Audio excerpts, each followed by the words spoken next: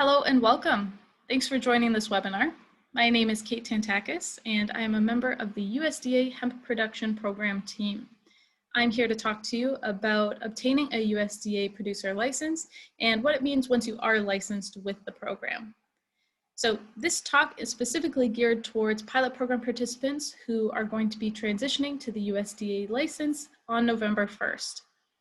I'm going to be flipping back and forth between a prepared PowerPoint and the website so that you guys can follow along as I talk, as I grab resources, show you where applications and reports are, as well as additional information about the program. So with that, I'm going to share my screen and we can get started.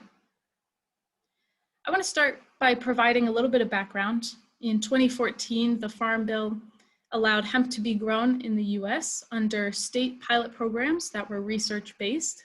The 2018 Farm Bill removed hemp as a controlled substance, got rid of the requirement to have a research program, and directed the USDA to develop a domestic hemp production plan.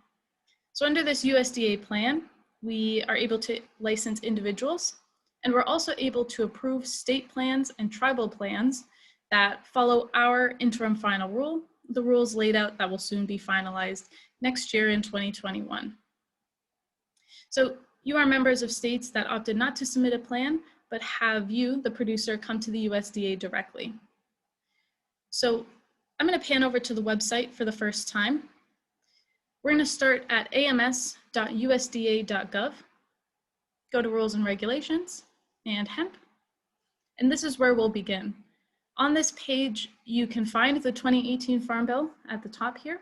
You can find the interim final rule, which are the rules that the USDA follows with their program, and the rules that all state and tribal approved plans must follow as well.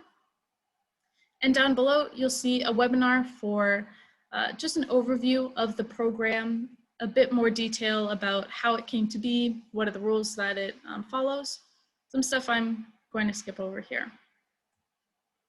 Today, what I really want to talk to you about is getting your USDA hemp license, what it takes, what it means once you have it, record keeping requirements throughout your term of growing with us, as well as the 4 most important activities of any USDA licensed producer. The first being reporting land to FSA. The second being finding and arranging a sampling agent to come and take a pre-harvest sample. Finding a testing laboratory to test those samples, and finally, disposing of non-compliant crops. So that's what I'm going to discuss here today. Let's dive into the first topic, which is your USDA hemp license. So these licenses are valid for a term of 3 years until December 31st of that 3rd year. The license document itself will show your business or individual name, your license number, and your date of issuance and expiration.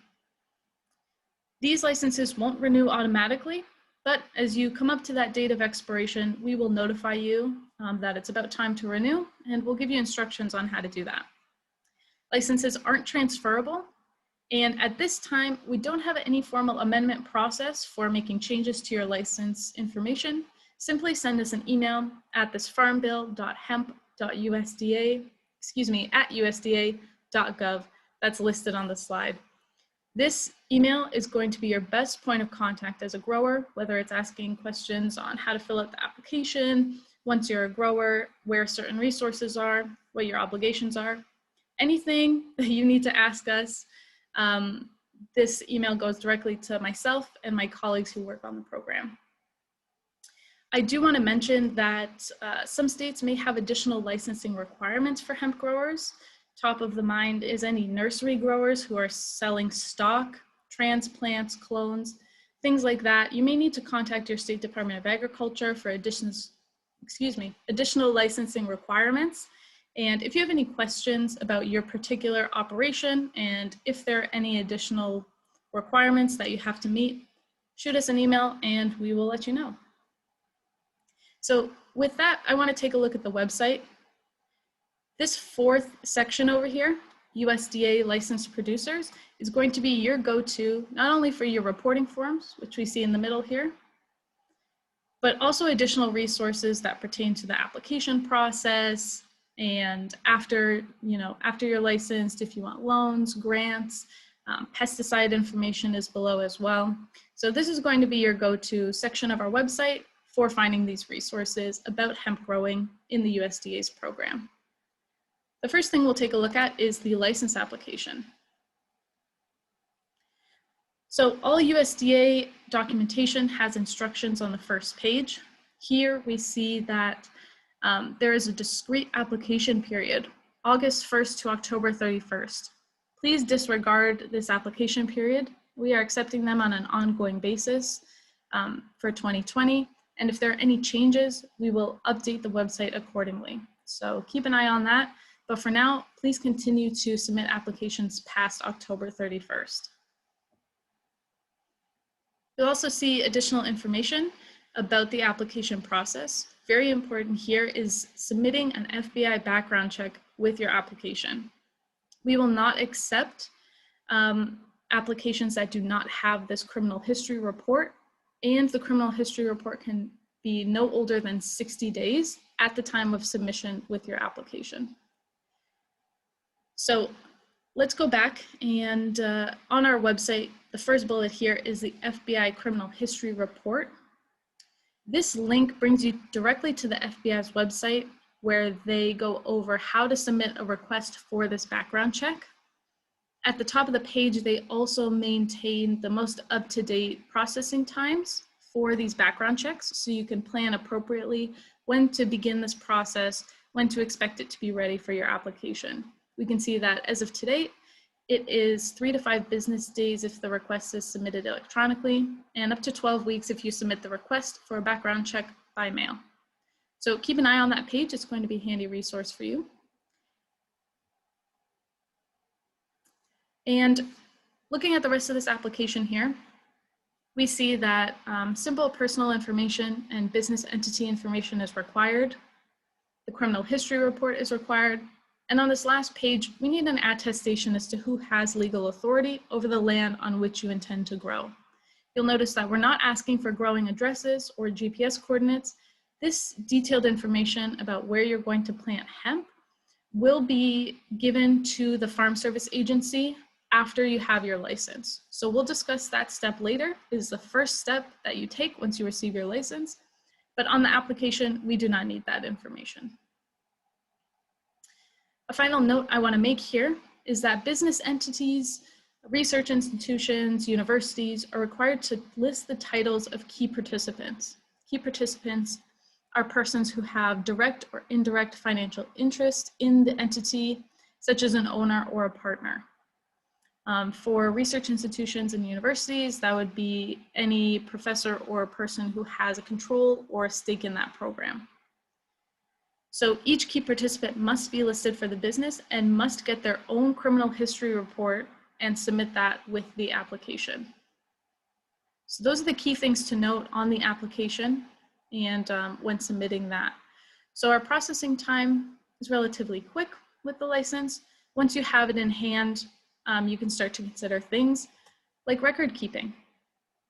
Once you have that license, record keeping begins. We need you to maintain records of where you're growing hemp, where you're getting your hemp seed from, when you're planting, any methodology that you're using to harvest or maintain those crops. USDA will do random audits or inspections of license holders at any time. So make sure that you have this information on hand. If you have questions about what's necessary to keep track of, send us an email and we will let you know. So with record keeping, you also have a requirement to report certain information that you keep record of. And on the website, you'll see those 2 reporting forms. The first is a disposal report form. And this report must be submitted no later than 30 days after the disposal is complete. And when we talk about disposal, we mean specifically in regards to non-compliant or hot crops. So this is the disposal report form. You see that we need information about the location as well as the date that the disposal was completed. This lot number ID in the top left corner will be given to you by the Farm Service Agency when you go and register your locations with them. Once again, we'll talk about that number and what it means to register on the next slide. One thing I want to make note of is this disposal agent information, as well as the directions above that state that disposal must be handled by a DEA registered reverse distributor. This requirement by the DEA has been waived until October 31st, 2021, unless gone away with by the final rule that comes out. Essentially what that means is you are not required to have a DEA registered reverse distributor dispose of your non-compliant hemp. You are able to do that yourself. Later in this presentation, we'll talk about disposal methods that you are able to take with your hot crops. So the second report form that you must submit is only required to be submitted once a year on December 15th, and this is your annual report. Essentially, what we're looking for is the amount of crop planted, disposed, and harvested in each of your growing locations.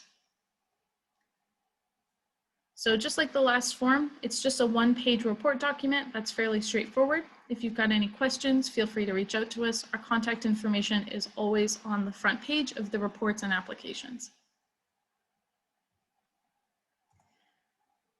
So with that, we move to the 4 main activities you must do once you receive your license. The first being reporting to FSA. For new farmers or people who are just getting into hemp, registering your acreage with the FSA may be new to you. Essentially, the Farm Service Agency collects and stores location information about where certain crops are. We share that information with the DEA and with law enforcement. So this step is crucial to making sure that law enforcement, both at the local, state, and federal level, know where your hemp crop is, know that it's compliant, know that it's registered, and know that it is certified by us to be in that location. So this is a very, very important step that we encourage you to take as soon as you are able to.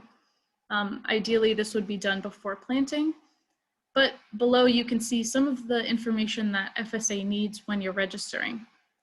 They not only need to know your planting dates and irrigation practice, but they want to know your hemp seed information, intended use of your crop, and also where on a map these lots are. So the lots that FSA will designate are determined based on this definition of lot. A contiguous parcel of land that has the same variety of hemp growing on it. So whether it is a parcel of land, a physical field, or a greenhouse or a hoop house, if you have multiple varieties of hemp, it will be divided into separate lots based on those number of varieties. If you have a parcel of land that has a river through it or a fence structure that separates it into multiple parts, that will divide it into lots further. Now, the definition of lot is important here because every lot that you have needs to be sampled and tested for THC compliance before you're able to harvest and sell that material. So your local FSA office can give you more information about how many lots you have based on the photo that you show them of your property and the number of varieties that you plan to grow. But it's definitely something to consider as you are planning out your next year of harvest. So before we move on to the next activity, I do want to point to some resources on our website. The first being crop acreage reporting. This is a PDF that FSA has given to us. It helps first-time farmers and new growers with the USDA get acquainted with the Farm Service Agency and how to register acres. There's a number of FAQ on the first page and the second page here, as well as more information about what the FSA needs when you go into the office to register those acres. There's resources on how to find your local office, but I will refer back to our website and find that link directly on our page. This fourth bullet here, Farm Service Agency Field Office Locator, will bring you right to their page where you can click on your state. Let's go to Broome County and see exactly where FSA is located. We see that USDA has 2 service centers, one in Binghamton and one in Cortland. Only the Binghamton office has a Farm Service Agency located in this service center. So if we click into that FSA link, we can see contact information for the director and another manager who works there. If you've got questions about this process, you can reach out to them directly if you're in Broome County, and also reach them by phone or fax as well. So that's everything you need to know about the FSA and registering lot numbers. Be sure to keep those lot numbers handy for your reporting. It's critical for us that you do this step as soon as possible. So moving on to activity number 2. Since you are coming from a pilot program, you are likely used to your state or regulatory authority arranging for sampling and testing for you to determine compliance. As a member of the USDA program, you are required to arrange sampling yourself. What this means is you are in charge of finding a sampling agent to come out and do the sampling. You are responsible for making sure the sampling agent is aware of how to do those samplings, how to take those cuttings. And it's also your responsibility to find a testing laboratory for them to mail that sample to.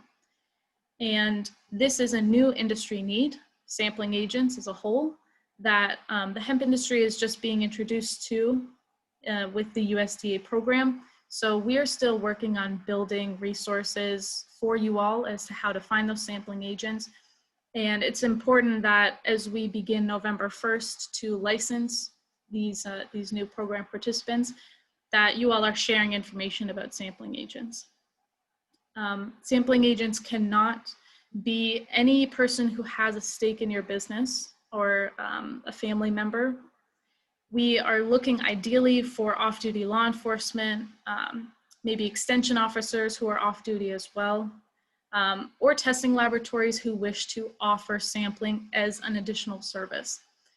So as we gain more information about this space, we will be sure to share it with you all. But this is something that we recommend you have determined 90 days before harvest. This allows you to schedule your appointment at least 45 days before harvest. And within 15 days of harvest, you need to have this sample taken. If your crop is still in the ground, you can do as many samples as you would like, but we have to have a sample at least 15 days prior to harvest. It can be closer to harvest, but no later than. So let's go to the website and take a look at some of this information that we want you to share with sampling agents. Information for sampling agents is pretty straightforward. It's the link you'll go to find some of these guidelines. So this first PDF here, Guidelines for Sampling, gives you information on the process, the equipment required, how many cuttings per acre, what portion of the plant to take a cutting of. This details all of the requirements. The second PDF here is a guideline for sampling agents in particular. Now, this resource gives sampling agents additional information on the program as a whole, some quick facts, what is a sampling agent, why do they need to take the sampling testing module, that I'll show you on the next PDF here, and just some quick facts about what it means to be a sampling agent. What is this new requirement? So this sampling training module that I mentioned is a presentation-based training that we recommend all sampling agents get familiar with before going out into the field. It overviews the requirements of the interim final rule, what their role is, chain of custody, and best practices. So this is really crucial to ensure your sampling agent is familiar with, whether that is something you share with them directly or whether their business practice shares with them. So we mentioned finding your own testing laboratory.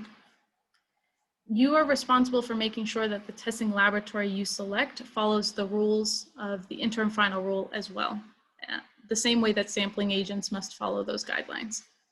So for testing labs, we're looking for labs that use post-decarboxylation or other similarly reliable methods. They must report total THC on a dry weight basis. That's the sum of delta-9 THC and THCA, the acid. Testing laboratories will send you, the producer, and us, the USDA, a copy of the test results. So you don't have to worry about sharing that information with us. We expect to receive it at the same time you do. Now, to assist you in finding laboratories that meet the requirements of our interim final rule, we have a tab on our website titled Hemp Analytical Testing Laboratories. You can search by location for labs that have attested to us that they are aware of the requirements of the IFR, and they test material in accordance with those rules. So definitely check out this resource as you're looking for a laboratory to utilize. So the final activity is disposal of non-compliant crops. We saw the disposal report earlier for disposal of these crops. Your options for disposal are plowing under, disking, mulching, burial, burning. There are a number of methods that you can use when disposing of non-compliant crops. So I will mention that you are able to test your hemp as many times as you would like, as long as it is in the ground. Whether you receive a hot test result, you are able to retest that material as long as it's still a standing crop. The minute that it's harvested, if those results come back hot, we cannot do any further testing or sampling of that material. It must be disposed of. So with that, we wrap up the activities that you must do every year as a member of the USDA Hemp Production Program. Report to FSA your growing locations for that year, take those pre-harvest samples, have a lab test that material, and dispose of anything that comes back as non-compliant. You're not required to grow every year that you hold this 3-year license. There's no minimum or maximum acreage. But any year that you are in operation, please make sure that you're doing the aforementioned activities. So with that, that wraps up sort of the ins and outs of being a USDA licensed producer. As you saw on our website, there's a host of information regarding pesticide use, grants, loans, a suite of resources that are available to you as a member of the USDA production program. As I said before, please feel free to email us any questions you have at any time about anything. We will do our best to help you along through this transition. Please begin to get those background checks done if you need to be licensed on November 1st and begin working on those applications. Thank you all again for joining this webinar, and we look forward to working with you.